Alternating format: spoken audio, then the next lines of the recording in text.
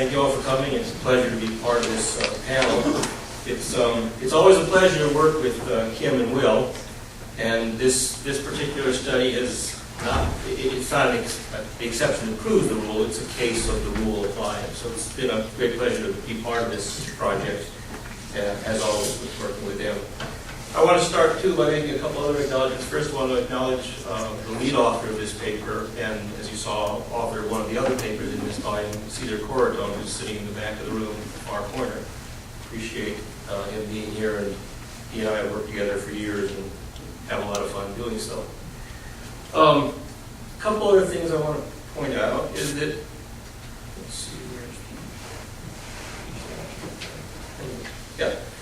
a little bit of the background of this particular study. It's not that you can see the structure of the set of presentations. It's not that Pakistan is more important than the other 9 countries in the study, but rather to dig a little bit deeper. The first two presentations clearly leave the black box of modeling very opaque. We're going to dig just a little bit deeper into that black box for this study, but still leave it very opaque. But the book doesn't leave it opaque, by the way. If you look at the chapters in the book, then you really learn a lot about these models and the details of the models and what drives some of these poverty results that we're emphasizing here today. So I do want to highlight that. Now in this case, we're building on past work at IFPRI. I want to mention a couple of papers. One is, well, first of all, the SAM, the Social Accounting Matrix, that was constructed by Paul DeRoche, Mohammed Niazi, and Hina Nazmi in 2004, is what made it possible for us to actually do this country study and made it possible for GTAP to have Pakistan in the global model, global database as an individual country. Paul DeRoche and Abdul Salam prepared the paper for the Ag Distortions project. So we built on those, and then Cesar and I have been involved in several projects on the cotton textile economy, working both in modeling as in one research report that I mentioned here, but also with collaborators in Pakistan on really understanding the sector in much more detail, the cotton and textile sectors. So both the two reports from this cotton textile project are available on display to people out there. Well, let me jump to the poverty issue in Pakistan. And what you can see here is that in the last, up through the mid-2000s, you see the red line is a declining rate of urban poverty, the green line at the top, a rising rate of rural poverty. So Pakistan fits this pattern of higher and higher rates of poverty in urban areas than in rural areas than in urban areas. Just to give you a little flavor about the Pakistan economy, you can see agriculture is about a quarter of output, non-agriculture is really 3/4 of that, services, almost half. In terms of exports and imports, you see agriculture is a fairly small part of the trade components, and that will show up in the results of this particular country work. Agricultural trade is a fairly small component of total trade, and for individual agricultural quantities, that intensity is the ratio of imports or exports to production, consumption or production. So those are also fairly small. Now there are exceptions. Let me just mention a few agricultural commodities. Wheat, of course, is imported with subsidies that have been carefully studied and shown to drive down incentives for farmers and for the benefit of urban consumers. Cotton has been a big exporter of Pakistan, but fortunately, in a sense, the textile sector has grown so strongly that now cotton is imported by Pakistan, which was not true with the data that this model was based on. It was still a net cotton exporter. So textiles account for about 50 or 60% of Pakistan's export earnings, so it's a very textile-dependent economy. Rice is another export product, and then livestock is more or less not traded. Very little imports or exports of livestock, but livestock highly protected and a big sector within the agricultural sector.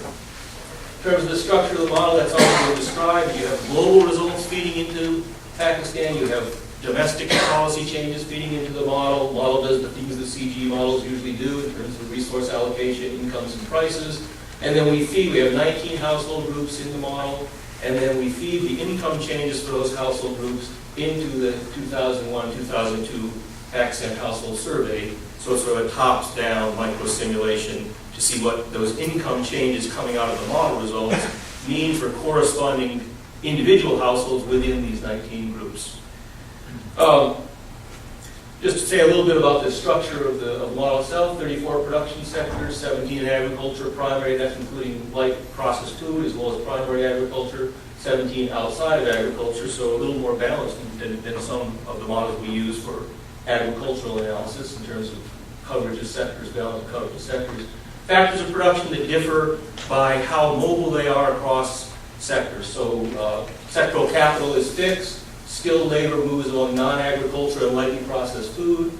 Unskilled labor moves across all sectors. Some land is fixed in agriculture but can move across crops, and farm labor is also restricted to, is not mobile like unskilled labor. There's some labor that's in the model locked into agriculture, if you will.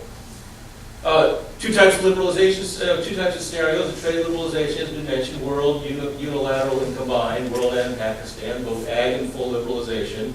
But then this very important issue of the tax cost scenarios, because we often say that we'll do a trade liberalization in order to evaluate the effects of that trade liberalization. We'll do something very neutral on the tax side. So if a government loses tariff revenue, we don't want to introduce a new distortion, so we'll have a non-distorting income tax increase to keep government savings constant. So we treat that often as a kind of a neutral thing to do, and we'll see here, and I think Will and Kim have already pointed out that that's not really such a neutral thing to do. And so Pakistan, in fact, makes a very strong illustration of that point. So in the tax parity scenarios, we're going to have a direct income tax, the scenario that I just described, and which Will describe as either, or Kim described as either applies to everyone or applies to everyone but the poor, and that makes a difference. In our case, we're going to have it apply to everyone, but the tax base in Pakistan for income tax collection is so concentrated and narrow that essentially it's the urban middle class and wealthy that pay this tax. According to our French, it's the urban middle class. They're all civil servants, and they are concerned about the taxes they pay, while rich farmers and poor farmers and everyone else sort of escape the income tax system. So that's where the income tax comes from. In the SAM, it actually all comes from just the urban non-poor. So it's an extreme case. And of course, the poor don't pay the income tax by definition in this case either way. Now the indirect tax we apply uniformly. This is a sales tax we apply uniformly. So the poor, everyone's going to be affected by this indirect tax. And we're going to apply this to the agricultural and full liberalization combined scenarios.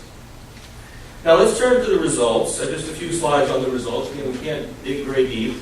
But let's start with agricultural liberalization. And again, Kim and Will have already pointed out, results differ across countries. So this is just a set of results for a particular country. Very important in the policy discussion for that country, informative for our global discussion, but no more important than any of the other 9 country cases. If we start here, first of all, you see in the first 2 columns, you learn a little bit more about the households within the Pakistani economy. Urban, 30% of the population; rural, 70% of the population. Poverty rate double in the rural areas compared to the urban. And then you look across now different types of farmers and non-farmers in the rural areas. Large and medium farmers, fairly low rate of poverty, 22%, only 4% of the population, very small group of the population. And then the big groups of the rural population, 30 and 35%, small farmers and agricultural workers, and rural non-farmers not working in agriculture at all. And there, of course, that you see the poverty rates are, that's where the rural poverty is both high levels and big population groups. Now, if you look at the results from agricultural liberalization with direct income tax replacement, let's look first at the world results. You see very small reductions in poverty. These are percentage changes in the poverty incidence in the first column. So it's not a number you subtract from the first column, it's a percentage change in the first column. So it's smaller in a sense than it looks. But percentage changes in the base number. For the world liberalization, you get, it reduces poverty, but the effects are pretty small. You get a little appreciation of the currency. You get improvements in the world rice price, which rice is an export product of Pakistan. So you get a variety of reasons. These results are coming from the linkage model, as Kim pointed out, for all the country studies. So if you go through the global, the macroeconomic, the sectoral, the relative, the factor and output prices, household incomes, all that feeds into that set of results. Now, for Pakistan, as you can see, its own liberalization in agriculture has a larger effect on reducing poverty than global liberalization. And again, this is not true in every country, but this is true in Pakistan. And again, Pakistan's trade distortions are relatively high. They're very high in some agricultural products. They're high, not as high, but high in a lot of manufactured products. So when Pakistan liberalized on the agricultural side alone, you get a depreciation of the currency, The manufacturing sector, of course, maintains its protection, so in a sense, its exports expand because of depreciation. And in agriculture, of course, you have this reduction of tariffs. The depreciation doesn't offset that. So large farmers, you see, large and middle-sized farmers, you see poverty increases. But for small farmers and agricultural workers and for the rural non-farm poor, the net effect is a reduction in poverty. And then finally, if you combine these two scenarios, it's not linear, but the combined effects are dominated by the Pakistan-only results. Now let's go to full liberalization. The first two columns are the same. So now we look at full liberalization. You see larger effects from world liberalization. You get a stronger appreciation of the currency. You get more of an improvement in Pakistan's terms of trade. So again, and you get specific sectoral results, as Kim mentioned, through the global model. So you see a larger increase, reduction in poverty, and sort of uniformly through the economy. Now, if you look at full liberalization on Pakistan only, you see again the biggest effects come from full liberalization. Remember, something like 90% of its trade is in non-agriculture, so these effects are bigger than the agricultural trade liberalization. Now, the one group in this case where poverty rises is in the urban economy, because that's where the burden of the tax replacement is being borne. So some of the tax-paying urban population is drawn down into poverty, despite the fact that all these other sectors are benefiting from this liberalization within Pakistan across both sectors. So you see that effect, and again, the combined effects are dominated by the Pakistan-only results. All right, well, that's with indirect tax replacement. But now let's look at this issue of how do we replace the taxes. Now, in the agricultural trade liberalization, it doesn't make that much difference because there's not that much tax revenue lost because agricultural trade is a small part of Pakistan's total trade. So those results don't change very much. I don't have those on a slide. But here's the combined full liberalization, and the last two columns, the direct tax versus the indirect. So the direct tax is just exactly the last column from the slide before. And the indirect taxes are now sales taxes imposed uniformly across the population, along with the liberalization.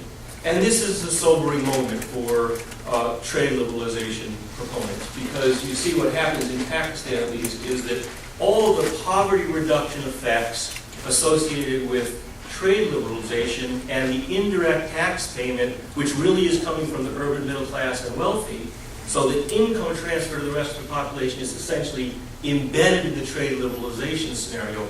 Those effects disappear when the tax is instead spread out and the poor are paying it because it's an indirect, it's a sales tax, an indirect tax. So that's a sobering moment. In a certain sense, the tail is now wagging the dog in terms of what we have to say about trade liberalization and poverty in this case. Well, this is a short time, but let me sum up quickly with just highlighting these points. Full liberalization versus agricultural liberalization for Pakistan is full liberalization that has the more beneficial effects on reducing poverty.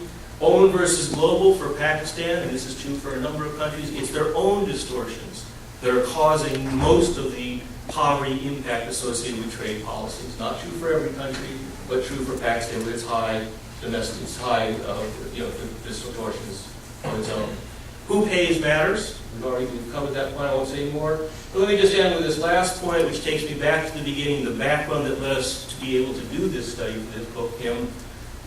Additional analysis is needed. The Pakistan economy is changing. The SAM is out of date because of the growth in the textile economy, industry. There's lots of reasons. All this work needs to be done in more depth and in an ongoing basis. And you notice, embarrassingly, that Cesar and I are the two authors of this paper. We have a great set of Pakistani collaborators. And that group of analysts and collaborators needs to be nurtured and strengthened to make a good contribution to this debate in the future. Okay, thank you.